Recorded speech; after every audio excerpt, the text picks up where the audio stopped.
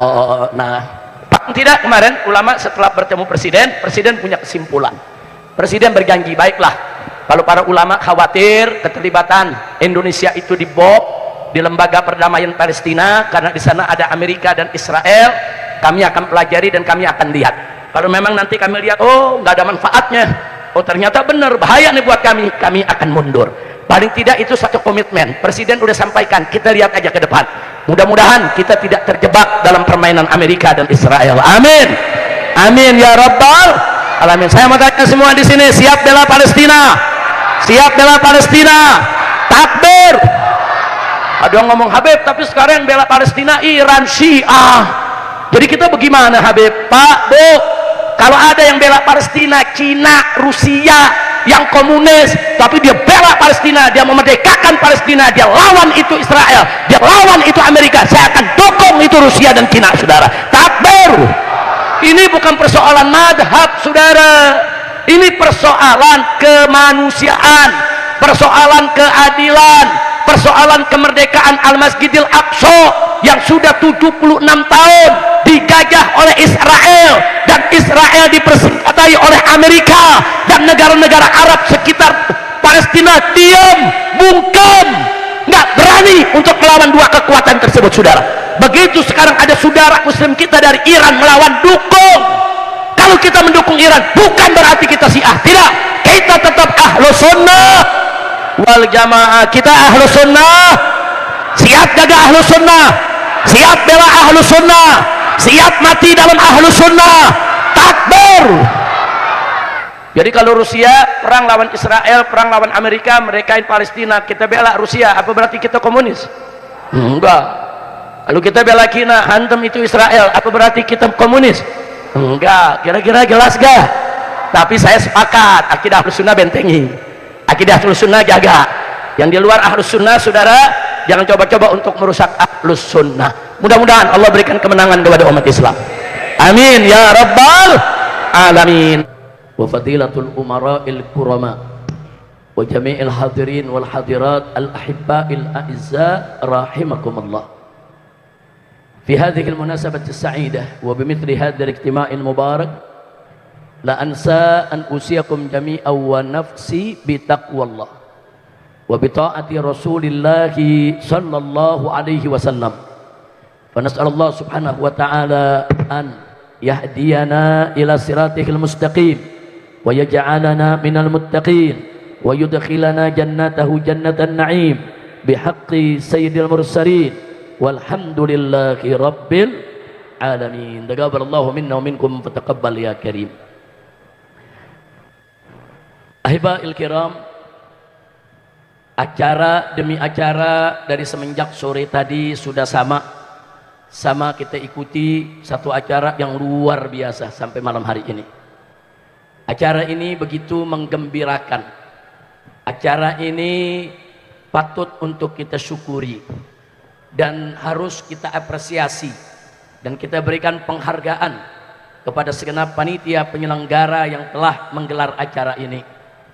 Bagaimana tidak menggembirakan, dalam acara ini kumpul para habaib kita, para ulama kita, para umarok kita. Para umaroknya mulai dari Bapak Gubernurnya, wakilnya, Pak Wali Kotanya, wakilnya, begitu juga dari TNI, dari Polri-nya, semua hadir bersama kita. Mudah-mudahan kehadiran beliau-beliau bersama kita ini menjadi bukti kebersamaan kita, bukti persaudaraan kita, dan insya Allah menjadi motivasi bagi kita semua untuk selalu membangun kebersamaan dan membangun persaudaraan di antara kita, insya Allah. Dan hari ini luar biasa. Tadi kita sholat berjamaah, sholat isya diimami oleh Profesor Dr. Said Agil Munawwar, seorang hafizul Quran, saudara. Kemudian begitu kita sholat tarawih tadi diimami oleh Profesor Dr. Kiai Haji Abdus Somad. Luar biasa. Ulama-ulama kita yang tadi mengimami sholat kita, memimpin daripada acara ini. Mudah-mudahan dari semenjak tadi kita sholat maghrib, sholat isya, sholat tarawih, semua diterima oleh Allah subhanahu wa ta'ala, dilipat gandakan ganjarannya, dan bisa menjadi penyebab turunnya rahmat dan barakah. Dan semoga tidak kita pulang dari tempat ini kecuali dosa kita diampuni, kesalahan kita dimaafkan, penyakit kita disembuhkan, kesulitan kita dimudahkan, kesempitan kita dilapangkan, rumah tangga kita diharmoniskan, pencarian nafkah kita semua diberkahi, hutang-hutang kita dilunaskan, dan kita mendapatkan kebahagiaan dari dunia hingga akhirat. Amin ya rabbal alamin. Nah, sebagaimana sama kita maklumi malam hari ini, setelah acara demi acara kita lalui, akhirnya sampailah kita kepada acara mengingat 40 hari daripada wafatnya orang tua kita, ayahanda kita semua, almarhum wal maghfurullah, yaitu Bapak Kemas Haji Abdul Halim rahimahullahu rahmatan wasi'ah. Tadi sebelum maghrib saya sudah sampaikan kepada segenap jamaah sejumlah kelebihan-kelebihan, keutamaan-keutamaan yang dimiliki oleh almarhum. Ada 15 poin tadi saya sampaikan satu persatu, yang semuanya merupakan kebanggaan kita. Kita mengenal daripada almarhum. Tadi kita sebutkan antara lain, yang pertama, beliau adalah seorang pribumi yang patut kita banggakan, yang semenjak muda seorang pekerja keras, itu yang kedua. Yang ketiga, akhirnya Allah berikan beliau menjadi seorang pengusaha yang sukses karena uletnya saudara, rajinnya saudara, getapnya di dalam berjuang, di dalam bekerja. Akhirnya Allah bukakan pintu rizki untuk beliau dan keluarganya. Nggak sampai di situ. Yang keempat juga tadi sudah kita sampaikan bahwa beliau ini seumur hidupnya begitu dekat dengan para habaib dan ulama. Dekat sekali saudara. Dan yang kelima, tadi sudah disebutkan, disinggung oleh Bapak Gubernur kita, puluhan masjid yang beliau bangun. Itu 68 yang beliau bangun sendiri, belum yang beliau bantu untuk renovasi, untuk perbaikan. Itu baru masjid tadi cerita, nggak sampai masjid aja. Berapa banyak pondok pesantren, majelis-majelis taklim, madrasah-madrasah, baik di Sumatera maupun di Jawa sana, dibantu oleh almarhum saudara. Jadi dekatnya beliau dengan habaib. Yang keempat tadi, yang kelima, bagaimana, yaitu bantuan-bantuan beliau untuk kegiatan-kegiatan dakwah. Dan yang keenam, beliau memang seorang pendukung dakwah saudara. Beliau kenal dai dari mulai yang paling lembut sampai yang paling tegas. Semua ada, semua dekat dengan Haji Abdul Halim. Dai-dai yang lembut, dai-dai yang santun, dai-dai yang kalau bicara kalimatnya menusuk kalbu saudara, sampai dai-dai yang tegas, amar ma'ruf nahi munkar, semua dikenal baik. Bukan hanya dikenal, tapi dijalin hubungan yang begitu dekat dengan almarhum. Alhamdulillah. Dan nggak sampai di situ, almarhum ini termasuk orang saudara, kalau nggak ngerti hukum bertanya. Selalu beliau bertanya kepada habaib, kepada ulama, kepada kiai dalam hal apa saja. Di samping saya ada Profesor Dr. Said Agil Munawwir. Berapa kali beliau dipanggil, berapa kali beliau ditelepon, berapa kali beliau dihubungi hanya untuk mempertanyakan pertanyaan-pertanyaan soal agama. Tentang zakat umpamanya, bagaimana sih cara bayar zakat, bagaimana sih cara ngitungnya, kepada siapa sih mesti diberikan, didistribusikan, semua ditanyakan. Bahkan pada saat saya ada di Mekah 3,5 tahun, nggak segan-segan beliau telepon ya kawan, hanya untuk bertanya satu persoalan. Nah, jadi memang mestinya umat Islam begitu, kalau nggak tahu ya bertanya saudara. Fas'alu ahla dzikri in kuntum la ta'lamun, perintah Allah. Kalau anda tidak mengetahui tentang sesuatu, maka bertanyalah kepada para ulama, para fuqaha, kepada ahlul Quran yang mengetahui persoalan. Itu diamalkan oleh almarhum Haji Abdul Halim saudara. Luar biasa, beliau tanya kepada siapa aja, ulama-ulama yang datang ada aja persoalan-persoalan yang beliau tanyakan. Nah, jadi ini bagian daripada kebaikan-kebaikan yang luar biasa. Tidak sampai di situ saudara, setiap bulan kita lihat dermanya untuk aitam, anak-anak yatim, untuk fakir miskin, untuk janda-janda lemah saudara, nggak pernah berhenti. Bagaikan air itu bantuan terus datang mengalir kepada mereka sudah. Subhanallah, subhanallah, berapa banyak begitu beliau meninggal dunia orang kehilangan saudara, kehilangan tulang punggung, kehilangan yang selama ini mengulurkan tangan, kehilangan orang tua yang selalu membelai, mengayomi dan membantu mereka saudara. Nggak sampai di situ saudara, beliau buka lapangan kerja sampai puluhan ribu orang mendapatkan pekerjaan saudara, nggak main-main.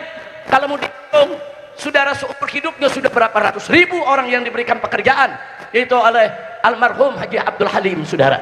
Beliau banyak bekerja, nggak banyak ngomong. Ada orang banyak janji menyediakan 10 juta lapangan kerja, tapi nggak pernah ada tuh lapangan. Janji saudara menyediakan lapangan kerja 15 juta, tapi satu lowongan nggak ketemu. Ada nggak yang begitu? Ada. Ya udah, sama-sama tahu ya. Saudara almarhum Haji Abdul Halim enggak begitu, saudara. Enggak banyak ngomong, enggak teriak, saya sediakan lapangan kerja, saya akan sediakan pekerjaan. Tidak, beliau kerja nyata, buka pabrik, buka kebun, buka usaha, disediakan lapangan kerja untuk masyarakat. Alhamdulillah. Saya mau tanya, yang begitu bagus tidak? Bagus tidak? Takbir. Sallu ala nabi. Selain itu, saudara, almarhum semasa hidupnya, masya Allah, saudara, masya Allah, satu yang tidak akan pernah saya lupakan. Ya, di sini juga mungkin Pak Gubernur perlu tahu, dengan Wakil Gubernur perlu tahu. Salah satu kunci kesuksesan aksi 212 di Jakarta adalah almarhum Haji Abdul Halim, saudara.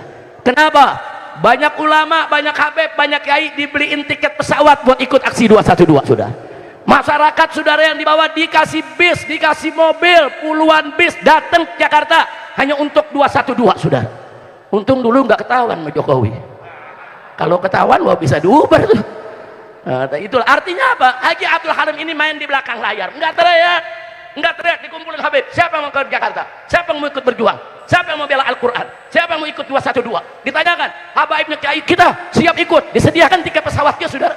Bukan hanya dari 212, dari 411, saudara, termasuk Habib Umar Abdul Aziz bin Syahab yang selalu setia hadir, saudara. Ini menjadi saksi hidupnya. Jadi ternyata diam-diam Haji Abdul Halim walaupun di usia yang lanjut, di belakang layar beliau termasuk mujahid, pejuang yang ikut serta menegakkan amar ma'ruf nahi munkar. Takbir. Sallu ala nabi. Nah, saya mau tanya, orang seperti itu pantas gak untuk dicintai? Pantas tidak untuk dihormati? Tapi memang di akhir hidupnya beliau diuji oleh Allah, saudara. Ada yang iri, dengki, hasut, saudara, melakukan aneka ragam fitnah, saudara. Tapi tetap Allah selamatkan beliau. Allah panggil beliau kembali ke rahmat Allah subhanahu wa ta'ala, tanpa ada orang-orang yang jahat yang mampu untuk memposisikannya di tempat yang tidak layak bagi beliau, saudara. Ya, Haji Abdul Halim memang bukan nabi maksum, Haji Abdul Halim memang bukan malaikat yang maksum, saudara. Tapi beliau begitu banyak kebaikannya, nggak pantas kita cerita kejelekannya, saudara. Ada kelompok-kelompok manusia seperti para sahabat Nabi, seperti tabi'in, seperti tabi'in, mereka tidak maksum, mereka semua juga ada salah, tapi nggak pantas kita cerita kesalahan sahabat, cerita kesalahan tabi'in, cerita kesalahan tabi'in. Kenapa? Begitu tinggi kedudukan mereka, begitu banyak kebaikan mereka, saudara. Nah, ini mestinya kita jadikan prinsip, saudara. Jangan orang punya kebaikan 10.000, satu kesalahan dibuang ke sampah. Enggak begitu hidup, saudara. Enggak begitu hidup, saudara. Berapa banyak kebaikan saudara yang dilakukan oleh manusia, tampur sayyi'at, dia mampu untuk menghapus segala kejelekan. Nah, karena itu sekali lagi Allah sayang kepada Haji Abdul Halim. Haji Abdul Halim akhirnya dipanggil oleh Allah subhanahu wa ta'ala, dan beliau wafat dalam keadaan mazlum, dizalimi oleh orang-orang yang jahat. Tentu orang yang menzalimi yang akan mendapatkan balasan, dan Allah tidak akan diam dari kezaliman, saudara. Begitu saya mau tanya, semua yang ada di sini siap mendoakan Haji Abdul Halim? Siap tetap menghormati beliau? Siap melanjutkan dakwah perjuangannya? Takbir. Sallu ala nabi. Nah, baiklah ya ikhwan, malam hari ini kita lihat di sini ada Pak Gubernur, ada Pak Wali Kota, ada Kasdam dan lain sebagainya, saudara. Ini indah. Ulama dan umara kalau sudah duduk bareng, ngobrol bareng, bikin acara bareng, mestinya kita bersyukur, bukan curiga. Betul? Betul, saudara. Kita jangan curiga kepada umaroknya, apalagi curiga kepada ulamanya. Jangan. Ada satu hadis, saudara, yang Nabi mengatakan sinfan minan nas, insaluhat saluhan nas, wa fasada fasadan nas. Ada dua golongan manusia, yang kalau kedua ini baik, maka masyarakat akan ikut baik. Kalau dua golongan ini buruk, maka masyarakat akan ikut buruk. Siapa mereka? Ulama wal umara. Golongan ulama dan umara. Ada mengatakan, Habib, itu hadisnya maudhu, palsu. Jadi jawab, iya, hadis itu palsu menurut Albani. Nah, saudara, tapi menurut Abu Nu'aim Al-Asfahani, saudara, menurut ulama-ulama salaf jauh sebelum Albani, hadis itu dhaiful isnad, sahihul makna. Hadis tersebut ya sanadnya memang dhaif, tapi maknanya benar, saudara. Nah, lalu bicara tentang hadis dhaif, saudara, Kita ini ahlus sunnah wal jamaah tidak menolak hadis doif bulat-bulat. Saudara, kita bukan pengikut Albani. Bukan. Kalau pengikut Albani, saudara, hadis doif dan hadis palsu disamakan. Semuanya dibuang ke tong sampah. Enggak begitu. Saudara, baik. Kalau hadis sahih atau hadis hasan, wajib kita jadikan dalil dalam setiap masalah. Ini rumus ini. Nah, baik. Hadis sahih dan hadis hasan wajib dijadikan dalil dalam setiap masalah. Masalah akidah, atau masalah hukum, atau masalah akhlak, atau masalah fadhailul a'mal. Wajib. Lalu bagaimana kalau hadis maudhu, hadis palsu? Hadis palsu haram dijadikan dalil dalam tiap masalah. Nggak boleh. Kalau hadis palsu buang ke tong sampah. Saudara, nggak boleh kita jadikan dalil baik dalam akidah maupun hukum, maupun begitu juga dalam soal akhlak. Haram. Pertanyaannya lalu bagaimana hadis dhaif? Saudara, hadis dhaif dibagi-bagi oleh ulama. Ada yang dhaifnya yasir, ada yang mutawassit, ada yang syadid, ada yang dhaifnya ringan, ada yang dhaifnya sedang, ada yang dhaifnya berat, saudara. Yang dhaifnya ringan dan dhaifnya sedang, saudara, bisa dan boleh diamalkan selama memenuhi sejumlah persyaratan yang sudah ditetapkan, saudara. Seperti apa, saudara? Hadis dhaif tentang tarhib wa targhib, saudara, tentang tarhib wa tarhib. Hadis dhaif untuk dakwah, hadis dhaif untuk memotivasi umat, saudara. Enggak apa-apa, boleh dipakai, silakan, saudara. Seperti apa hadis dhaif, saudara? Utlubul ilma minal mahdi ilal lahdi, dhaif, tapi dipakai oleh ulama di mana-mana tempat. Kenapa? Litarghib, litarghib, untuk mendorong umat akan mereka belajar setiap saat, saudara. Boleh hadis dhaif selama tidak berat, selama dia tidak palsu, boleh untuk dijadikan dalil dalam hal-hal fadhailul a'mal, untuk dakwah, untuk taujih, untuk irsyad, untuk raqaiq, saudara, dan lain sebagainya, dan lain sebagainya. Termasuk hadis yang barusan kita bawa, dhaiful isnad, sahihul makna. Ya, ulama semua terima. Memang ada dua golongan manusia, kalau mereka baik, masyarakat akan ikut baik. Kalau duanya jelek, masyarakat akan ikut jelek. Siapa? Al ulama wal umara. Kalau ulamanya baik, umaroknya baik, niscaya masyarakat akan ikut baik, saudara. Kenapa? Karena ulama membimbing masyarakat ke arah kebenaran dan kebaikan dalam urusan agama, dan umarok membimbing masyarakat dalam arah kebenaran dan kebaikan dalam urusan dunianya, saudara. Sehingga masyarakat niscaya akan baik. Tapi kalau sudah umaroknya jelek, ulamanya jelek, umaroknya jahat, ulamanya jahat, kesian, masyarakat akan tersesat, saudara. Na'udzubillah min dzalik. Maka itu saya mau tanya nih semua di sini, mau tidak ulamanya baik? Setuju tidak? Mau tidak umaroknya baik? Dukung tidak? Takbir.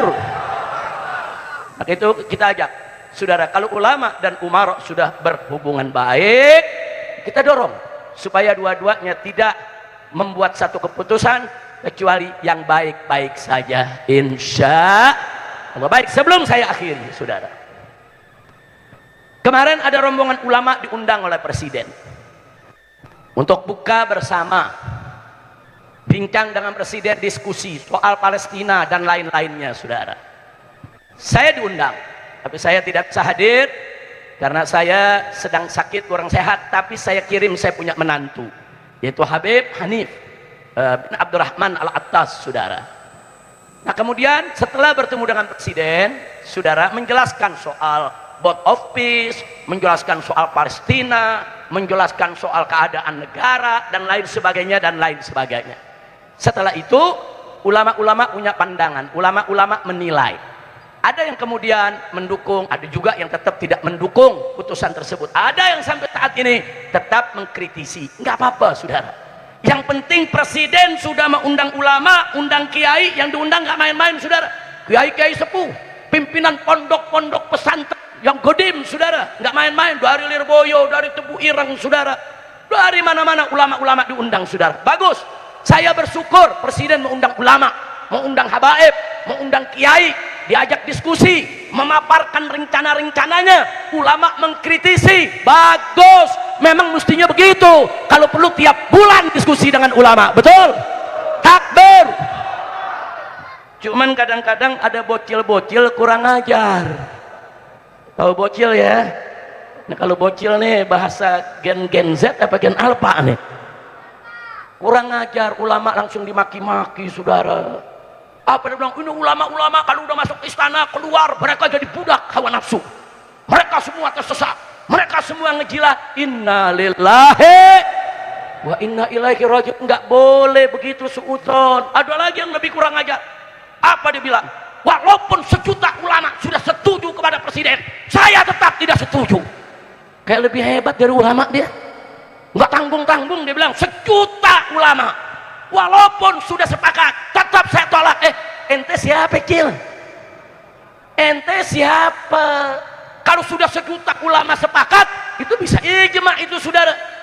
Ulama nggak mungkin sepakat dalam kesesatan. Satu dua ulama mungkin salah jalan, tapi semua ulama sepakat dalam maksiat, sepakat dalam sesat, mustahil. Enggak, ulama enggak bakal sepakat dalam kesesatan. Kalau ada kesesatan yang disodorkan oleh segelintir ulama, pasti ulama-ulama yang hak akan bicara, ulama-ulama yang hak akan mengkritisinya saudara. Jadi jangan mukul rata. Ente siapa? Viral saudara di medsos, walaupun sejuta ulama sepakat saya tetap tidak setuju. Lu siapa? Bocil, suruh ngaji dulu, nggak boleh begitu. Dia nggak setuju dengan pendapat ulama, silakan. Dia nggak mau ikut pendapat ulama, silakan. Tapi jangan terus menggeneralisir semua ulama, nggak benar. Nggak boleh juga langsung melepas diri. Sejuta ulama sepakat, saya tetap tidak setuju. Nah kenapa ini saya sampaikan? Ini bahasa-bahasa begini bahaya. Karena banyak anak-anak kita sekarang ini, Pak Bu maaf ya, nih Bapak Ibu maaf. Dulu kami kalau belajar termasuk Kiai Haji Abdus Somad, kita punya guru, kita punya syekh, kita punya dosen. Tapi sekarang ini anak-anak muda kita belajarnya sama syekh Google. Ada lagi syekh AI, ada lagi syekh Grok, ada lagi syekh apa lagi tuh? ChatGPT. Ya Allah, bukan nggak boleh buka AI, bukan nggak boleh memanfaatkan Google, bukan. Tapi kalau mau belajar agama wajib ada syekh, wajib ada guru, wajib nuntut ilmu ke ulama. Kira-kira jelas tidak? Paham tidak? Tapi kalau gurunya ke Google, ke AI, ya begitu hasilnya. Walaupun sejuta ulama sepakat, saya tetap tolak. Pala lu bau menyan. Ini akibat bergurunya sama Google sama AI. Jangan saudara, jangan. Presiden panggil ulama, bagus. Ulama diskusi dengan presiden, bagus tidak? Bagus. Nah soal nanti ada ulama yang setuju, nggak setuju, nggak apa-apa. Biarkan, kita hidup dinamis saudara. Islam ini nggak kaku. Kira-kira jelas tidak? Paham tidak? Nah sekarang saya mau tanya nih, kalau ulama dipanggil presiden diskusi, saya mau tanya, jelek apa bagus? Jelek apa bagus? Jelek apa bagus? Nah kalau ulama diundang presiden, nggak boleh datang, nggak boleh dekat sama presiden. Ya nanti kalau ulama nggak boleh dekat sama presiden, nanti yang peluk presiden mafia, nanti yang rangkul presiden oligarki, nanti yang dekat presiden koruptor, nanti presiden dikelilingi oleh bandit-bandit penjahat. Betul? Nah sekarang saya mau tanya, Anda mau yang mana? Presiden dirangkul ulama atau dirangkul penjahat? Dirangkul mafia atau dirangkul ulama? Dirangkul koruptor atau dirangkul ulama? Giliran ulamanya mendekat difitnah langsung. Astagfirullahaladzim. Jangan ya Pak. Percayalah saudara, mayoritas ulama di kita punya negeri alhamdulillah masih di jalan lurus, mereka nggak bisa dibeli. Kalau ada oknum-oknum satu dua yang bisa dibeli, itu oknum saudara. Ulama-ulama kita di pondok-pondok pesantren, di majelis-majelis taklim, di mimbar-mimbar, di mana-mana tempat, alhamdulillah mereka masih lurus, masih tetap menegakkan amar ma'ruf nahi munkar, insya Allah. Nah tidak, kemarin ulama setelah bertemu presiden punya kesimpulan.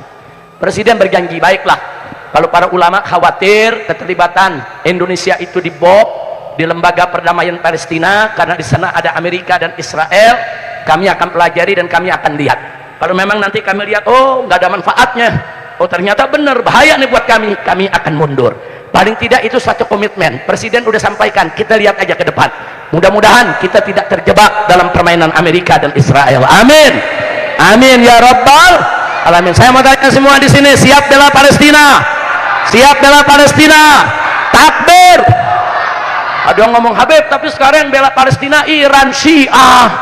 Jadi kita bagaimana Habib? Pak, Bu, kalau ada yang bela Palestina, Cina, Rusia, yang komunis, tapi dia bela Palestina, dia memerdekakan Palestina, dia lawan itu Israel, dia lawan itu Amerika, saya akan dukung itu Rusia dan Cina, saudara. Takbir.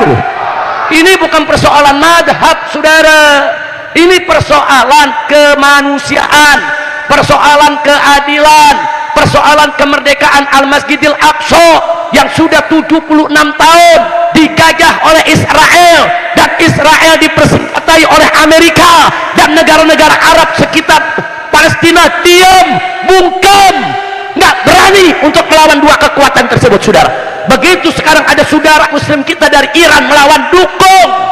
Kalau kita mendukung Iran bukan berarti kita Syiah, tidak, kita tetap Ahlus Sunnah wal Jamaah. Kita Ahlus Sunnah, siap jaga Ahlus Sunnah, siap bela Ahlus Sunnah, siap mati dalam Ahlus Sunnah. Takbir.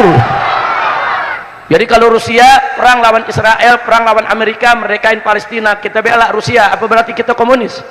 Enggak.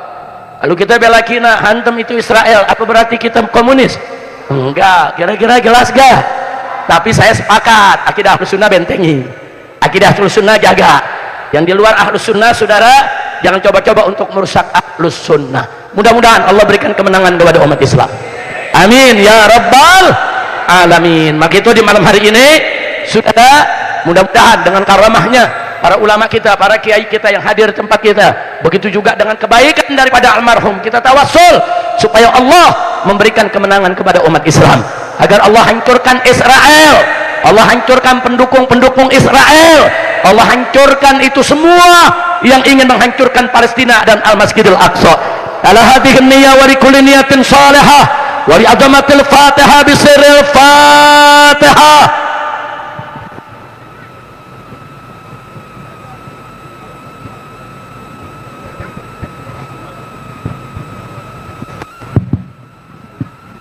Amin. Taqabbalallahu minna wa minkum fataqabbal ya karim. Yang terakhir, saudara, ini hanya sekedar mengingatkan kita semua. Kebetulan di sini banyak para pejabat yang hadir, banyak para tokoh yang hadir. Saya ingin mengingatkan sekali lagi, tolong para pejabat kita, para politisi kita, para tokoh kita yang tidak ngerti agama, jangan sembarangan bercanda dengan siar-siar Islam. Hati-hati Pak ya, hati-hati Bu. Siar Islam bukan untuk dibecandakan. Saya dan kawan-kawan di Jakarta tidak peduli apakah itu menteri, apakah itu pimpinan partai, apakah itu jenderal TNI maupun Polri, apakah itu pelawak, saudara, kalau dia menghina siar Islam akan kami proses. Nah, maka itu saya minta tolong khususnya bapak-bapak menteri dan bapak-bapak pejabat, jangan bercanda soal agama. Kesian Bapak Presiden, Anda kerja membantu Presiden, tapi begitu Anda bercanda soal agama, itu bikin gaduh. Umat Islam jadi gaduh, umat Islam jadi marah, nanti ujung-ujungnya Presiden yang disalahkan, saudara. Nah, begitu saya minta semua pejabat yang terlanjur, mungkin maksudnya bercanda, mungkin karena dia nggak ngerti agama, bercandanya jadi kebablasan. Nah, kalau sudah terlanjur kebablasan, tubu ilallah, tobatlah kepada Allah, istighfar, mohon ampun, jangan diulangi. Banyak Pak Bu, pejabat-pejabat kita nih dari zaman beberapa dekade yang lalu sampai seorang presiden ada yang menghina rukun iman, saudara, tentang iman bil ghaib. Kemudian ada lagi yang menghina soal adzan, saudara, adzan dianggap gonggongan anjing. Kemudian ada juga yang menghina rukun Islam, saudara. Ada juga yang menghina, saudara, kemarin ini seorang pelawak dia hina soal sholat. Baru kemarin terjadi lagi pimpinan partai mengatakan Lailatul Qadar itu ada kalau jumlah kursi kami banyak. Ada urusan apa Lailatul Qadar dengan jumlah kursinya, saudara? Ittaqillah, takutlah kau kepada Allah. Saya minta siapapun pejabatnya bercanda soal syariat, bercanda soal Islam, saudara, stop. Kalau dia terlanjur bercanda, mungkin dia tidak ngerti agama, mungkin dia tidak tahu, mungkin dia sekedar gurauan. Tobat kepada Allah, jangan coba-coba diulangi. Kami akan kejar. Saya sudah instruksikan kepada pengacara-pengacara FPI di Jakarta, siapapun menghina Allah, menghina Rasul, menghina Quran, menghina syariat, menghina sholat, menghina Lailatul Qadar, menghina syiar Islam manapun, catat, laporkan, proses hukum. Setuju tidak? Setuju tidak? Takbir. Allahu Akbar. Shallu ala nabi. Allahumma shalli alaihi. Nah, itu yang saya mau sampaikan ya kawan. Capek saudara, ujung-ujungnya ngaku iya kami bercanda, kami minta maaf. Makanya jangan bercanda soal agama. Nah, sekarang saya mau tanya semua di sini soal agama, mau bercanda tidak? Ya. Mau bercanda tidak? Tidak. Siap jaga siar Islam? Ya. Alhamdulillah. Nah, itu yang saya mau sampaikan pada malam hari ini. Saya tidak ingin berpanjang lebar lagi karena juga saya ingin mendengar nasihat. Saya punya sahabat, saudara, kita punya guru semua, itu Profesor Dr. Kiai Haji Abdul Somad hafizahullah taala wa ra'ah wa matallahu bituli hayatih wa nafa'ana bi ulumi fid dini wad dunya wal akhirah. Amin ya rabbal alamin. Nah, itu saja yang bisa saya sampaikan. Mohon maaf atas segala kekurangannya. Terima kasih atas segala perhatiannya. Hadani Allah wa iyyakum ila siratihil mustaqim. Wassalamualaikum warahmatullahi wabarakatuh. Waalaikumsalam.